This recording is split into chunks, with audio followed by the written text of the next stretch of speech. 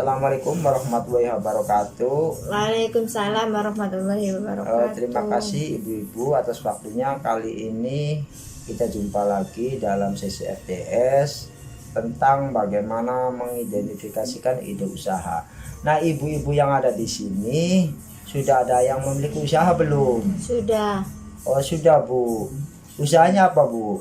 Adul pur. Oh, jualan pur. Pur itu berarti buat ayam, Bu, ya? Iya. Ayam manuk ya? Ayam ternak. Oh iya, ayam ternak.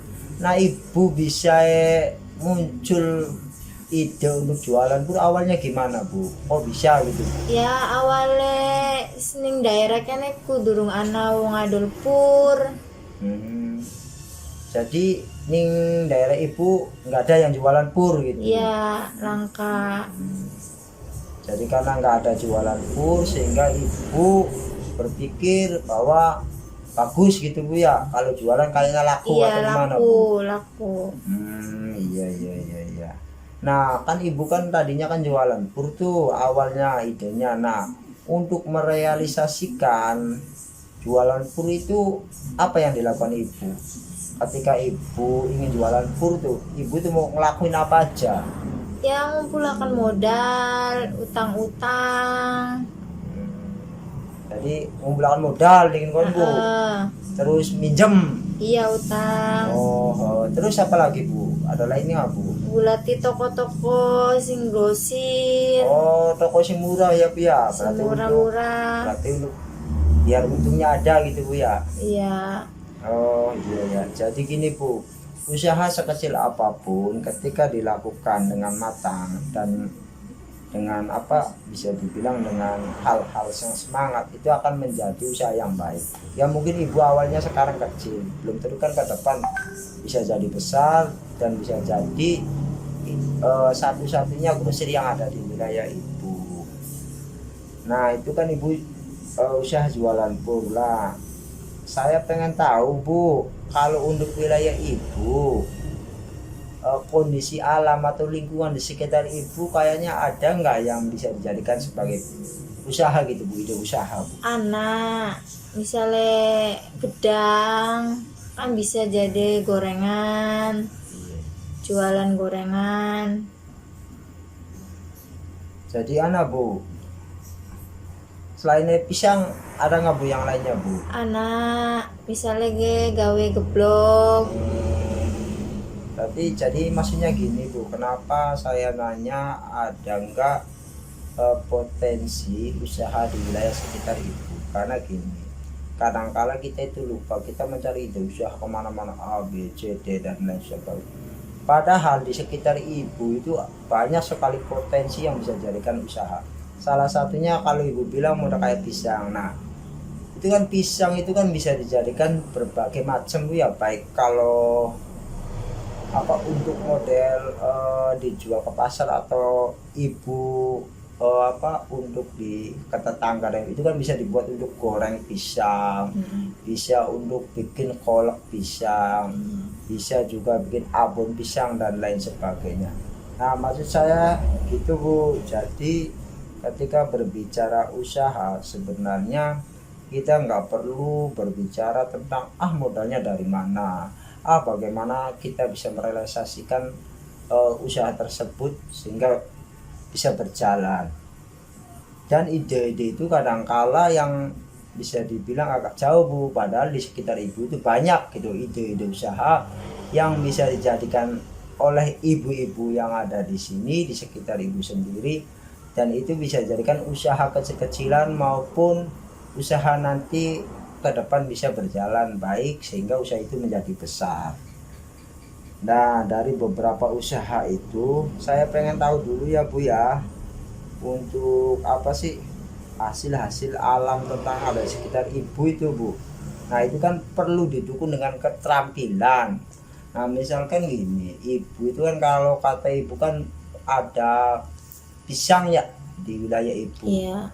Nah, itu kan perlu keterampilan, Bu, untuk membuat pisang itu bisa dijadikan jualan apa? Ambil contoh yang awal saya bilang itu bisa untuk goreng pisang, atau kolak pisang, abon pisang dan lain sebagainya. Nah itu kan dibutuhkan keterampilan bu. Iya. Nah ibu bisa nggak gitu, punya Bisa. kemampuan nggak? Bisa. Jangan sampai gini, ambil contoh ibu, sekitar lingkungan ibu ini ada pisang, tapi kalau ibu nggak bisa bikin atau bisa mengelola pisang itu dengan baik, kan secara tidak langsung kan kosnya nanti besar bu. Ibu nanti nyuruh orang, kalian namanya nyuruh orang berarti kan mengeluarkan biaya, secara tidak langsung profit nanti atau keuntungan yang dihasilkan itu makin kecil bu.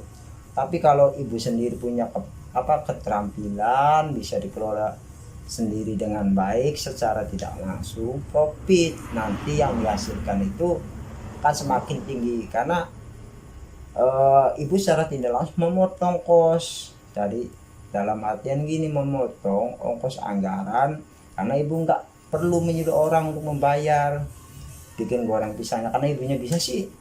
Jadi ibu juga harus punya keterampilan. Nah keterampilan itu sangat penting bu untuk ibu sendiri. Nah itu kan nanti ada berapa bu yang wilayah ini bu? Pisang bu ya? Iya, pisang. Nanti saya tulis dulu bu ya, pisang. Selain itu apa bu? Jualan ini ketan. Oh ketan bu ya, berarti beras bu ya? Iya, beras. Ketan. Terus bu yang lainnya bu? Jualan ini ubi. Oh ubi bu ya, berarti banyak ubi-ubian bu ya? Iya. Ubi. Terus apa lagi bu? Masih ada lagi nggak bu? Udah. Oh ini bu ya. Nah ini kan sebenarnya ada nih bu, model kayak pisang, ketan dan ubi yang saya catat. Ini memang semuanya potensi bisa dijadikan usaha. Salah satunya untuk ibu-ibu dalam membangun usaha untuk keluarga. Ini kan secara jangan ketika ibu bisa berusaha dengan sendirinya, itu akan memberikan income atau keuangan tambahan untuk keluarga ibu, sehingga ibu juga secara tidak langsung nanti ke depan nggak bakalan yang namanya kekurangan atau ketidakstabilan ekonomi keluarga. Nah ini kan saya pasang dulu bu ya di sini bu ya. Nah sudah dipasang, ada beberapa udah tulis beberapa pula. Satu juga yang penting kelihatan bu. Nah dari beberapa itu yang sudah kita tulis. Nah saya pengen tahu bu, coba ibu diskusikan dengan kelompok lain tentang ide-ide usaha yang ada untuk memanfaatkan hasil alam dan kondisi lingkungan serta keterampilan yang tadi bisa dibilang saya tulis. Coba terangkan bu, gimana bu untuk keterampilan yang harus dipunyai atau keahliannya ketika ibu ada pisang, ada ketan, ada ubi dan lain sebagainya. Gimana bu, tolong ceritakan bu keterampilannya tuh bu, model kayak itu iya maksudnya bikin itu kan pisang goreng. nah iya maksudnya ibu mempunyai keahlian nggak untuk bikin pisang goreng? Bisa. Oh bisa, berarti keterampilan sudah ada bu ya. Iya. Nah maksud saya gini, kalau emang sudah bisa, nah itu kan nanti kapan-kapan hasil-hasil yang ada di lingkungan sekitar ibu itu bisa dijadikan usaha. Jadi intinya gini bu, yang namanya usaha tidak diperlukan modal yang besar, dalam artian harus punya uang yang segini lah, harus punya inilah dan lain sebagainya. Padahal yang penting dari usaha itu satu bu, semangat dan jalankan. Ketika ibu punya ide ingin jualan, lakukan bu, jangan inginnya saja, karena kalau sekedar keinginan doang ya usahanya nggak bakalan terlaksana sampai kapanpun, karena pengen. Kenapa? Pasti banyak kendala, kurang inilah, kurang itulah dan lain sebagainya. Akhirnya apa ujung-ujung ya ibunya nggak jadi pengusaha karena ada kendala-kendala yang lain sih. Nah mungkin itu bu. Jadi bagaimanapun juga sebenarnya yang namanya usaha itu bukan karena modal atau apapun, tapi kemauan, semangat, dan keyakinan bahwa ibu bisa Iya. dengan potensi lingkungan yang ada di sekitar, sehingga hasil alam yang ada di sekitar ibu juga bisa dimanfaatkan sekaligus menambah income ekonomi keluarga ibu. Nah, mungkin sekian Bu ya untuk kali ini. Terima kasih ya untuk diskusi tadi Bu tentang bagaimana mengidentifikasikan usaha. Nanti diperhatikan baik-baik Bu, dipelajari di rumah dan diterapkan Bu ya. Jangan sampai ketika dari sini cuma sekedar dengerin masuk telinga kanan keluar telinga kiri, sama saja bohong Bu. Iya. Nah, mungkin itu Bu ya. Terima kasih Bu ya. Assalamualaikum warahmatullahi wabarakatuh. Waalaikumsalam warahmatullahi wabarakatuh.